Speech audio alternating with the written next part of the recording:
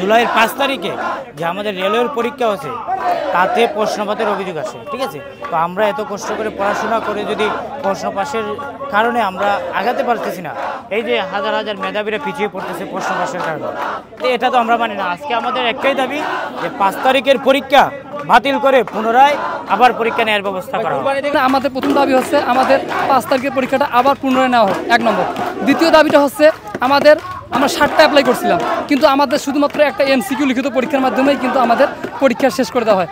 আমরা চাই যে আমরা যদি 7টা অ্যাপ্লাই করছি আমাদের আলাদা আলাদাভাবে 7টা পরীক্ষার আলাদাভাবে স্বতন্ত্রভাবে পরীক্ষা নেওয়া হোক, এবং পরীক্ষাগুলোর PSC নিয়ম হচ্ছে 3 ধাপে পরীক্ষা নেওয়া। প্রথম হচ্ছে প্রিলি, তারপরে রিটেন, ভাইবা। কিন্তু ওরা পরীক্ষা শুধু একটাই নিচ্ছে, তারপরে ভাইবা। আমরা এই প্রিলি দিয়ে ভাইবা এটা আমরা চাচ্ছি না। আমরা চাচ্ছি যে আমাদের প্রিলি নেওয়া হোক, তারপর রিটেন না হোক, তারপরে ভাইবা।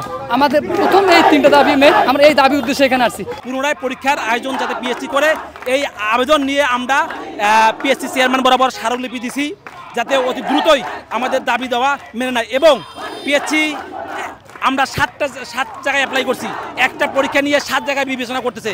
আমরা চাচ্ছি যে প্রত্যেকটা পরীক্ষা আলাদা আলাদা হবে, যেহেতু এটা সাংবাদিক প্রতিষ্ঠান নিয়ম হচ্ছে প্রিলি, রিটেন, ভাইবা, এই নিয়মে হবে। তাই আমরা চাই এই নিয়মে পরীক্ষা হোক। একটা পরীক্ষার মাধ্যমে 7টা ডিপার্টমেন্ট জাস্টিফাই না করার জন্য আমরা PSC বরাবর স্মারকলিপি জমা দিছি। গত 5 তারিখ আমাদের বাংলাদেশ রেলওয়ের উপসহকারী প্রকৌশলের 10ম গ্রেডের একটা পরীক্ষা ছিল। আমরা জানতে পারি যে হচ্ছে আমাদের পরীক্ষার প্রশ্নটা ফাঁস হয়েছে। সবার একই কথা যে 5 তারিখে যে প্রশ্ন ফাঁস হয়েছে, এই পরীক্ষা বাতিল করতে হবে।